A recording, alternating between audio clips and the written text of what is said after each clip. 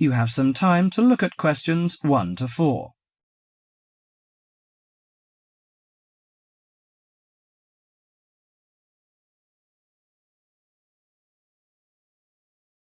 Now listen carefully to the conversation and answer questions 1 to 4. Hello, sit down, please. Thank you. Now, you are a new patient, aren't you? Yes, that's right. OK, so I'd better get some basic details down first. Right, we'll start with your name. Martin Hansen. Do you spell that S-O-N or S-E-N? Hansen. OK, and you're a first-year student? Yes, I am. Study in? Electronics, actually. I hope you enjoy it. Thanks. And your address? 2805 Hesperian Avenue, Hayward. 2805 and Hesperian. Yes, that's Hesperian. Hayward, Hayward. And your phone number? 734-246-55. 734-264-55. No, you got the 6 and the 4 the wrong way round. It's 246-55. Huh? Sorry, right. And, when were you born? The 15th of June, 1986. Here in New Zealand? No, I was born in Sydney.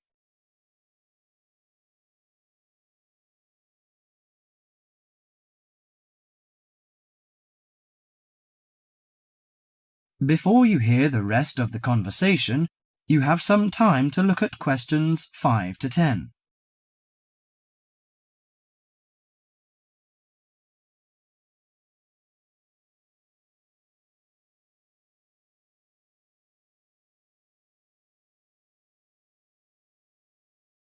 Now listen to the conversation and answer questions 5 to 10. Good. So, what's your problem? Well, frankly, I wonder whether it is a problem. I get the blues, and it lasts for quite a while. I don't know how to... Yes, we all feel sad or get the blues now and again. Generally, our sadness lessens in time, and with the support of friends. However, if the depression leads to difficulty in thinking and greatly disrupts your daily routine, it can be evidence of a psychiatric problem. What do you feel exactly? I always feel sad and worthless. I find it hard to fall asleep and wake up early in the morning. How long has it lasted? Nearly half a month.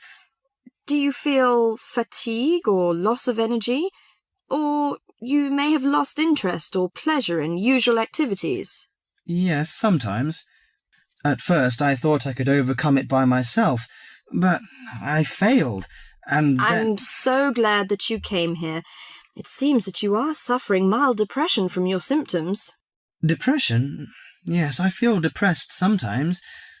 But why would I... Depression may occur as a result of biochemical changes in the body. Alcohol, amphetamines, cocaine, and LSD can bring on depression. Those who have a family history of depression usually have a greater risk of depression. Sometimes the worrying changes in life can lead to depression. I see. I had a really bad breakup of a love relationship. It makes me feel hopeless. Do you think I need some treatment? Yes. Antidepressant medications are often used to treat depression, if it is serious. But I don't suggest them at first because of the side effects. I suggest psychotherapy, which can give you support and help you regain control.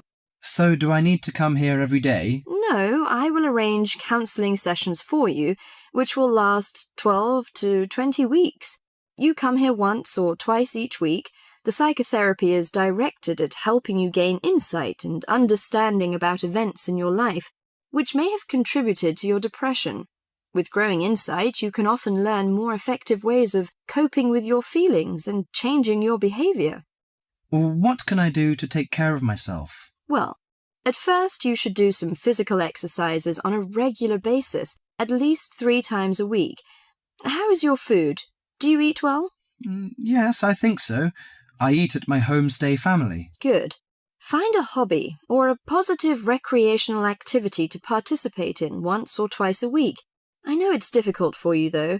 When you feel it's hard to overcome the depression, come to the counselling session. Remember, ask for help if the load is too heavy to handle. Yes, I'll try. So, when will my counselling session begin? I'm going to arrange that for you.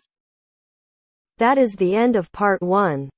You now have half a minute to check your answers.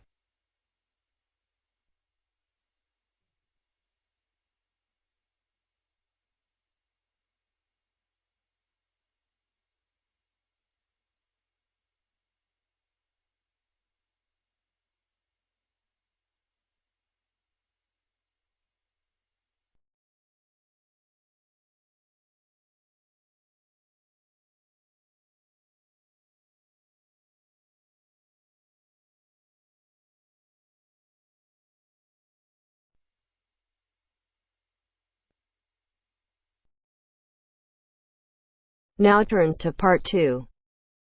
Part 2.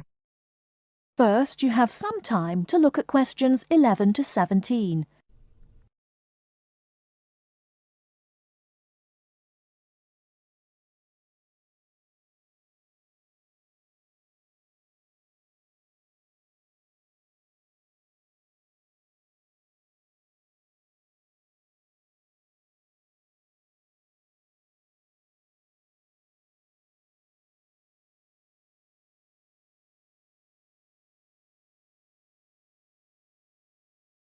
Now, listen carefully and answer questions 11 to 17. Good afternoon, everyone, and welcome to this short talk on the subject of fireworks.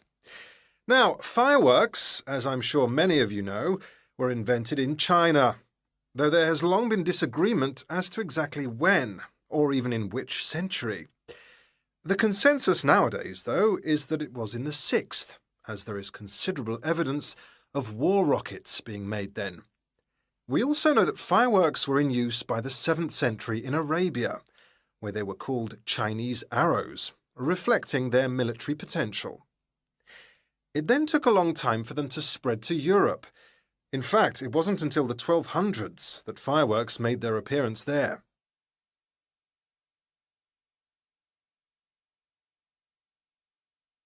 The basic ingredients of fireworks have changed little to this day. Their explosive capacity comes mainly from black powder, also known as gunpowder, which is produced from a mixture of charcoal, sulfur, and potassium nitrate. A modern aerial firework, the kind used nowadays in big public displays, not the small rocket type that you might remember from your childhood, is normally made in the form of a shell, often a sphere about the size of a peach. Inside the shell are a number of stars, surrounded by black powder, and running through the centre of the round shell is a charge that makes the firework explode when it reaches the desired altitude. This is known as the bursting charge. When this explodes, it ignites the outside of the stars, which begin to burn with bright showers of sparks. Since the explosion throws the stars in all directions, you get the huge sphere of sparkling light that is so familiar at firework displays. A shell of this kind is launched from a 75mm diameter mortar, which in some ways resembles the type used by the military. The mortar is a steel, or increasingly for safety reasons, shatterproof plastic pipe. This is likely to be 500mm long and sealed at one end. The other end is aimed at the sky, and at the bottom of the pipe, below the shell, is placed a cylinder containing black powder. This has a long fuse, which projects out of the tube. When this is lit, it quickly burns down to the lifting charge, which explodes to launch the shell. In so doing, it also lights the shell's fuse. The shell's fuse burns while the shell rises to its correct altitude and then ignites the bursting charge so it explodes. Before you hear the rest of the talk, you have some time to look at questions 18 to 20.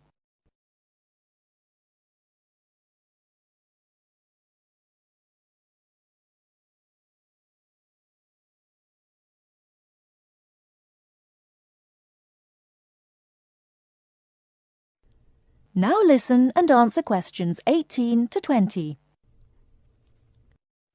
More complicated shells are divided into sections and burst in 2 or 3 phases. Shells like this are called multi-break shells. They may contain stars of different colours and compositions to create softer or brighter light, more or less sparks, etc. Some shells contain explosives designed to crackle in the sky, or whistles that explode outward with the stars.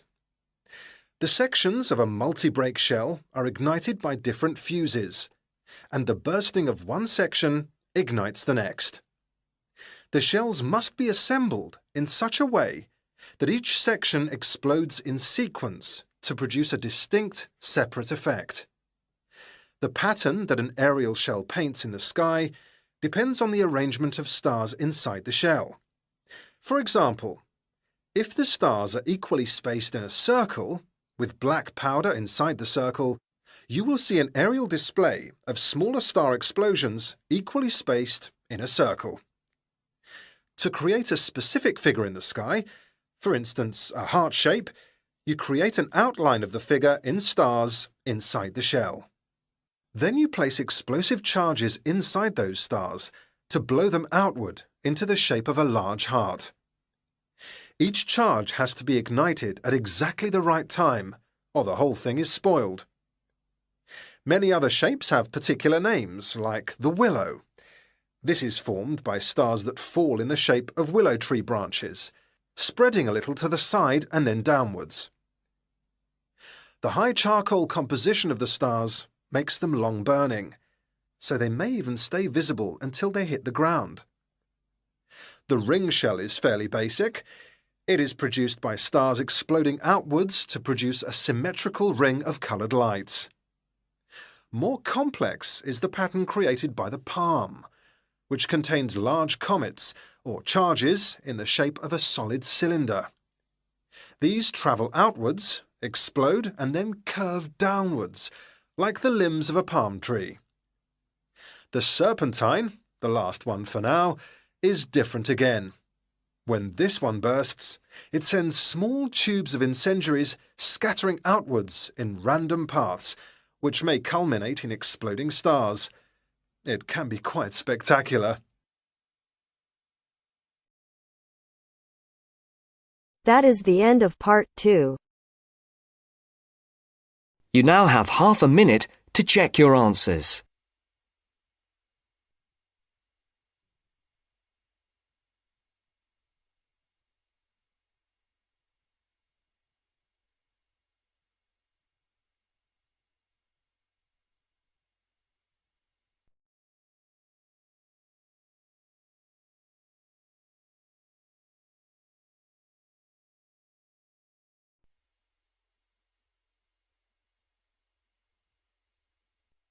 Now turns to part 3.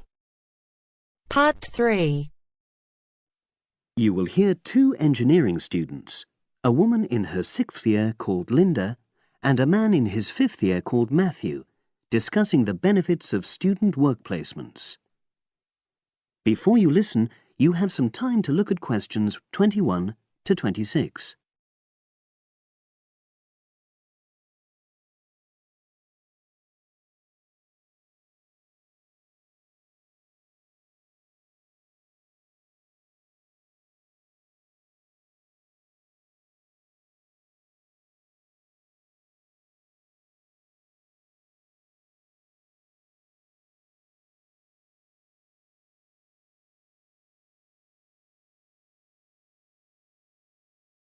Now listen and answer questions 21 to 26. Hi, Linda. Can you spare a few minutes? Hello, Matthew. No problem. I just wanted to talk to you about temporary work placements. I've never really thought there was a good reason for doing one. I've got some savings, so I don't really need the money at the moment. But I've had an email from the university about a vacancy that looks quite interesting. You did a placement last year, didn't you? I did, yes. In my case, I wanted to find out if I was making the right career choice before I began applying for permanent jobs. I thought I wanted to work in car manufacturing, but I wasn't sure, so I applied to Toyota. What was the application process like? Lengthy. There were a lot of different parts to it. The dullest one was a psychometric test. You know, when you have to answer loads of questions about yourself. And you're trying to guess what's the best thing to say. Yes. Then there was an activity that we did in groups, which I found really fascinating. Engineers are renowned for being a bit unsociable, but I thought we made a great team. And we had an individual task too. We had to sort through various business documents and prioritize them. It was just like what you have to do as a student, really, just with different content. What exactly were you doing on the placement? I was helping to design some diagnostic software to identify any waste in the car assembly process. Do you mean waste of materials? No, time. Anything that can speed the process up helps to cut costs. How did the work placement compare to being a student? Was it hard work? Yes, it was. I'd had full-time work before. I've done various unskilled jobs during university holidays, and some of those involve long hours. So I thought I'd find it easy. I was wrong, though. I think when you're on placement, you're always trying to prove yourself. So you push yourself hard to succeed? Yes. But I got a lot of support from my employers. They were always helpful. And then, at the end of the placement, I was given formal feedback. Do you mean on your engineering ability? Well, no. I didn't really need that because we had team meetings every other day. And so I had the chance to discuss technical issues and ask about anything that wasn't clear. The evaluation was about general workplace things, like organizational ability, initiative, that sort of thing. I get the impression you think you benefited from the placement. Well, the best thing is that they've offered me a job for next year. Depending on my exam results, of course, but still. A permanent one? Yes. But apart from that, I learned so much. The industrial environment was much more demanding than the academic one, so my general skills improved, like time management, meeting deadlines. And on the technical side, I learned new software packages, like MS Project. Well, I think you've convinced me that work placements are worthwhile, but while you're here, can you give me advice on something else? Before you hear the rest of the conversation, you have some time to look at questions 27 to 30.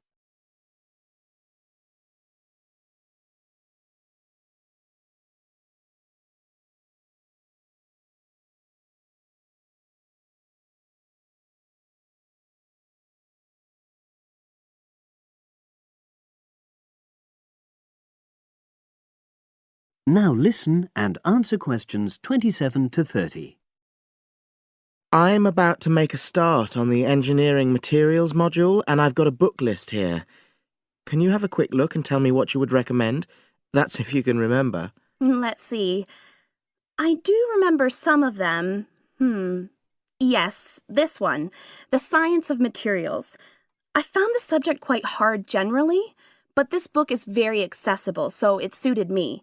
It doesn't cover everything, though. What about this one then, Materials Engineering? Oh, yes. I do remember that. But it's a bit out of date now, isn't it? Unless it's a new edition. I don't think so. But what I liked about it were the pictures. They really helped to understand the descriptions. It's useful just from that point of view. Let's see, what else? Oh, yes, that one there, Engineering Basics. I think out of all these, that's got the widest coverage. But I've looked at the contents page and it hardly mentions nanotechnology. Yes, you're right. The evolution of materials does, though. It's a recent publication, so it covers all the latest developments. It's a bit thin on the 1960s, though, and that decade was quite important. Well, it sounds as if they all complement each other in some ways. I don't suppose you can lend me...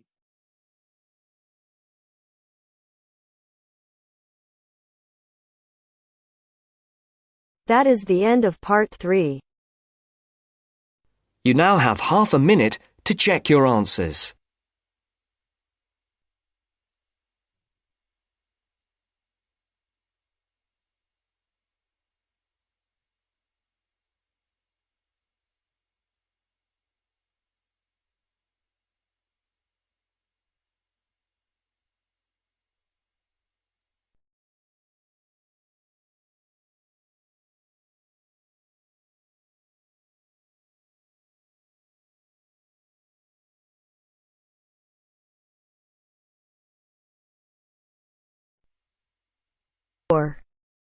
Part 4. You are going to hear a lecture about dorm rooms. First, you have some time to look at questions 31 to 40.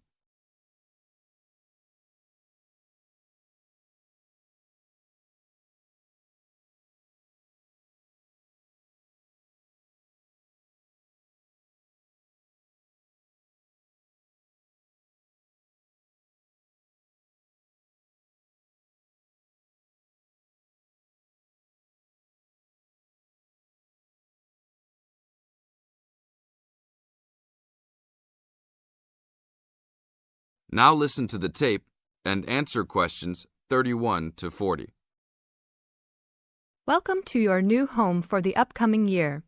These dorm rooms are among the best in the nation and are the newest ones at this school. So I hope you will all learn to appreciate them and take good care of all the facilities here. I am Gina, and I will be residential advisor in this building for the year. Today I am going to tell you about some of the programs and facilities that are available to you. I will also be telling you the rules that everyone is expected to abide by.